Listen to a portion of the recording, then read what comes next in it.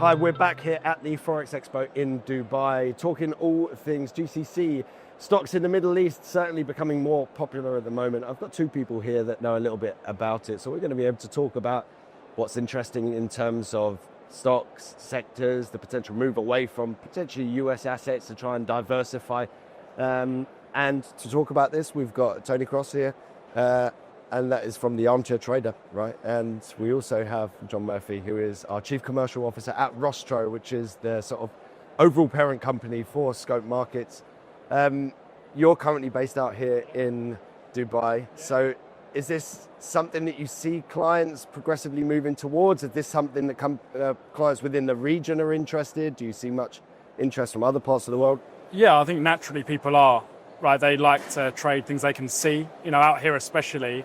And obviously, construction specifically taking on, a good chunk of the index. You see the branding everywhere, right? It's like one of the, in comparison to what we're used to in the UK or the US, you see Amar a lot, the Mac, they're available to trade. People like to relate, see on the platform what is available, and, we are seeing traction there. So yeah, certainly we are. Yeah, I mean, I guess sort of as sort of overarching theme of why I think this is particularly interesting at the moment, you've of course seen Trump coming in, he's shaken the tree, so to speak. People are now starting to look elsewhere around the world. Part of that is also the dollar devaluation story that I know that people that I know in the UK might hold an ETF that is following, say, the S&P 500, and they're wondering why they're not making any money. Well, it's because as the market goes up, the US dollar's going down, and suddenly people start to question whether it makes sense to just be in US assets.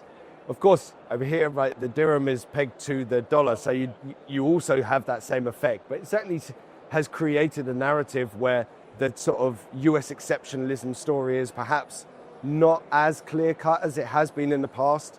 You also have in Europe a lot of talk about spending on infrastructure projects or defense. China at the moment is certainly heavily in the news. So people are looking further abroad. They're not just looking at the US. There's very high multiples at the moment in the US, particularly around the tech sector, which may be justified, may not. Where do you think that this region stands in terms of that diversification story? Because certainly I would say that from my perspective right now, maybe the most exciting would be China and the Chinese tech sector, because the US tech sector is so heavily bought up right now, and people are now looking at, say, Alibaba and saying that's really cheap. But as part of that wider diversification story, where do we stand here, do you think? Well, there's a growing local tech sector. A lot of AI firms tying up with the big players, the big well-known players in the US. So that's certainly something not to ignore about here. But the other point, obviously, we're seeing big drive to grow the population through immigration. That's going to, again, need housing, as John was talking about, roads, parking lots, shopping malls. All this infrastructure is, whilst in Europe it's more infrastructure renewal. Roads are breaking up after 50 years or bridges are crumbling. Here it's building additional stuff from scratch. So there's going to be a big demand to build and build quickly. So I think in terms of infrastructure, absolutely look at the UAE stocks. Yeah, and I guess if you're looking at the performance of, say, local markets versus the US markets have been outperforming in part because of the strength of the tech sector. But at the same time, people are talking about, is this valuation going to get stretched to the point where suddenly, people calling the tech boom, the AI boom, a bubble. I don't necessarily know that it's a bubble per se, but I do think it's going to get frothy to the point where at some point, once the growth levels are coming off to a certain degree, it will come off. And so, yes, while at the moment you're seeing that outperformance in terms of the US markets versus the returns here, maybe it's more of a stable environment here, more focused on, say, dividend payouts. And so there is certainly a role within a portfolio for stocks within this region. If you're looking at the sort of two main regions that we're looking at here in terms of, say, the Abu Dhabi side of things versus the Dubai side of things, from my perspective, it would be that the Abu Dhabi index is more sort of heavily weighted towards sort of very significantly sized companies that many of them have government involvement. The Dubai side, it feels like it's moving more towards sort of giving you access to sort of medium-sized companies that are progressively coming on board and also reflecting the growth in terms of the tourism. And, obviously when we first started off, it was probably all about oil, right? And real estate and construction. How do you see things changing? Yeah, I think that has played a part though, right? Because, since, COVID, the oil price has stabilized, and a lot of these projects that we're talking about are state-backed, right? And of course, the price of oil is still a big revenue generation for the government, who are backing a lot of that. But yeah, certainly in Dubai as well, you're seeing a lot of the banks as well, and they are, contributing as well. I would say, fee income, traditional piece, as you say. As Tony mentioned, the rising population is driving a lot of that and are driving a lot of income to these countries too, or to those two states, as you've mentioned. So, yeah, I think, with that in mind, it's, it is, as you said, more traditional diversification. Some of these stocks do act like bonds to a certain extent with, the dividend. I think Dewa, for example, pays semi-annually. And it, averages to pay around 6.2 billion dirham a year, right? So and as Tony and I was discussing beforehand, that's coming. So, yeah, I think there is, a good opportunity for diversification here. But yeah, as I say, I think just bearing in mind, as you mentioned too, that the AED is ultimately pegged against the dollar too. So you're not necessarily taking advantage of that. You would still impacted against that side, but at least with diversifying, you are, putting into more, say, traditional, and and it is still in a boom over here, right? So it is still a growth market, I'd say. Yeah, it's interesting actually, because I wouldn't necessarily say that there's a huge correlation between what's happening over in, say, the US and what's happening here. It's not to say, US markets hit record highs, therefore we're going to see a boom here. And in actual fact, that's exactly what you want out of something where you're trying to diversify your portfolio. If everything moves up at the same time and down at the same time, then when it rolls over, then you're going to get hit on both sides of the coin, right? So it does play a good role in terms of the diversification. And certainly if you're looking at a stock that maybe is relatively stable, gains a bit over time, and then you're also getting the dividend payouts, then there's certainly a good position for that.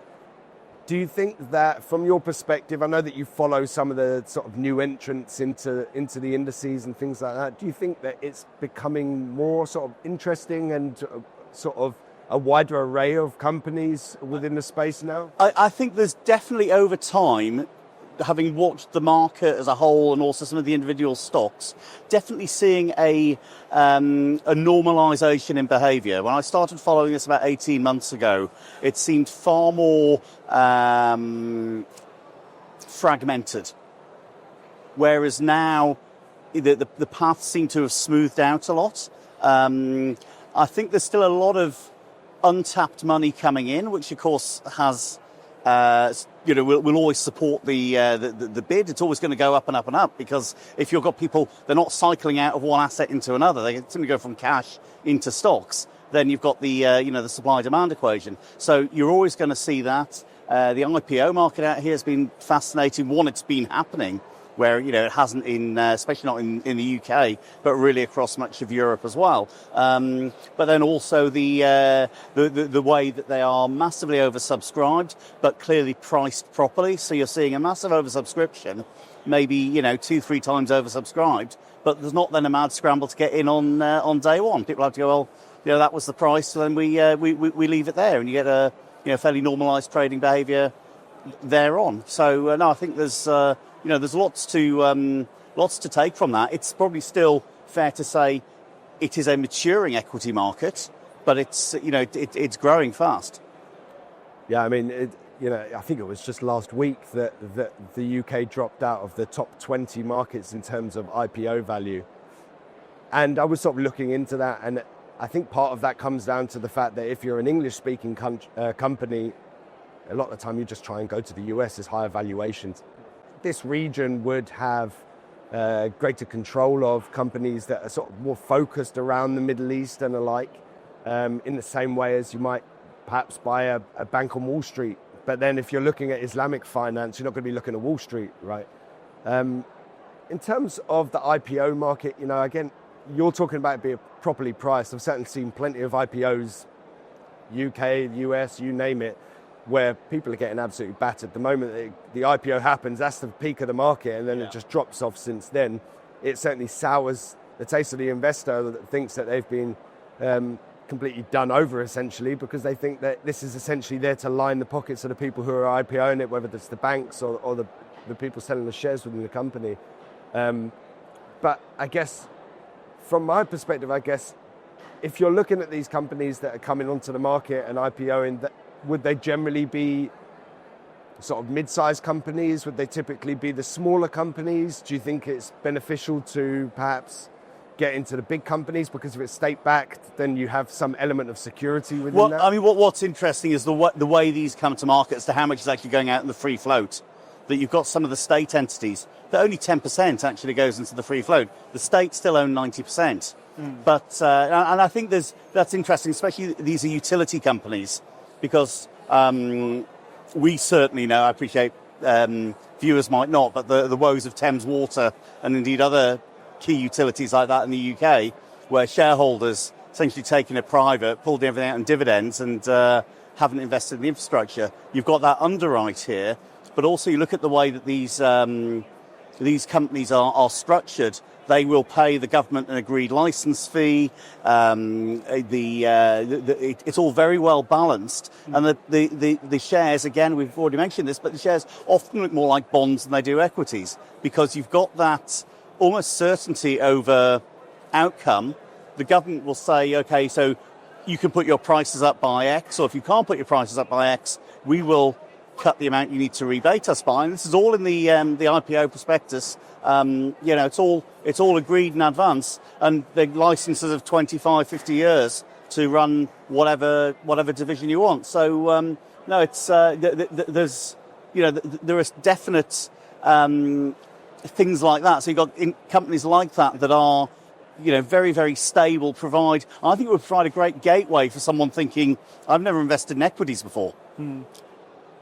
Perhaps this is where I start. And then you've got the more traditional commercial companies. The IPO John and myself were talking about earlier was Spinneys, the supermarket group, where, as I understand it, it's essentially a private company. There's no government holding in it. A lot of it's gone out in the free float. And you've got a very traditional company. With the result, obviously, there's more volatility in the share price. But that's fine, because that's, almost explaining this to people would allow them to make decisions as to what, where do I want to start in this journey? Where do I want to take it from here? Yeah, and I guess from that perspective, it kind of offers both sides of the coin, right? You've got the ability to get into stocks that are super stable and are going to give you pretty much a guaranteed payout.